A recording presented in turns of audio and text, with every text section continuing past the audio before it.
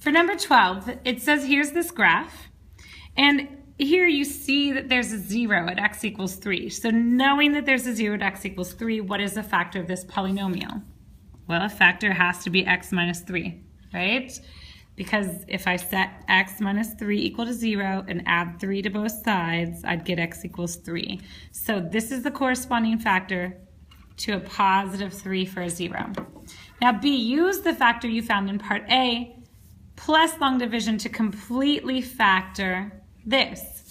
So I know I have a factor of x minus 3 from my graph, and I'm going to write this out, and x divides into 5x to the third, 5x squared times, right? Divide this by that and you get that. Now multiply this times that. 5x squared times x is 5x to the third. 5x squared times negative 3 is negative 15x squared. Now I'm subtracting down. These cancel. Negative 18 minus negative 15. That's a negative 3x squared.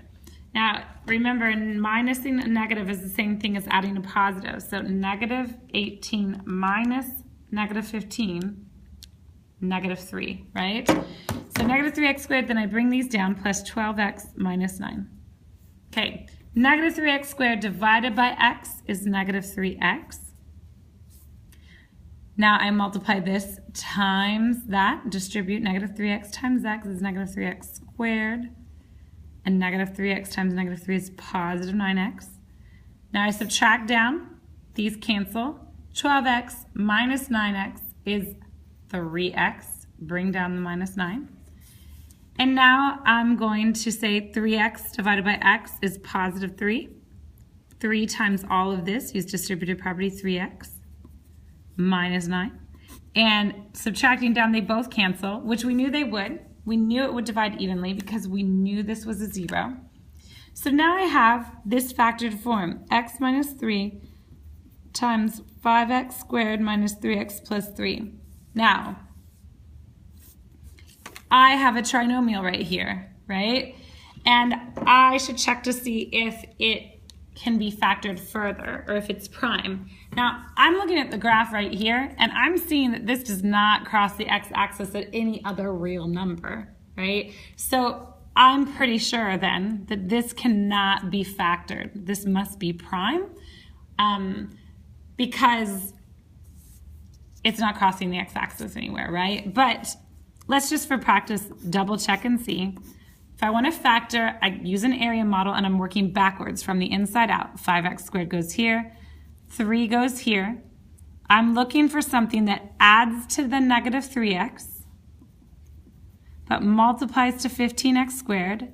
And I've done this more slowly on an earlier problem, so if you want, go back and look at number 8. Two things that multiply to 15x squared but add to negative 3. So I'm thinking, let's see, 5 and 3, that wouldn't work. So I should just start listing, right? I'm going to try and go systematically. 15 divided by 1 is 15. So I already know I'm going to have to use a negative, right? So 15 divided by negative 1 is negative 15. So negative 1 and negative 15 are pairs that multiply to positive 15, but they do not add to negative 3. So 15 divided by negative 2, that's not going to work. I can just tell right off the bat, these two are not going to add to negative 3. 15 divided by negative 3.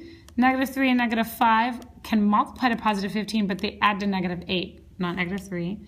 15 divided by negative 4, well, I know that's not going to work. 15 divided by negative 5. And now I'm back to I'm looping back around. So I'm kind of getting the same responses now, the same factor pairs.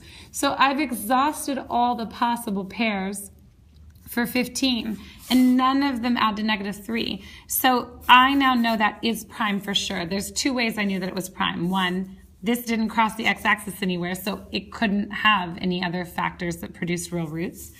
But also, I tried the box and it didn't work. So this is completely factored form.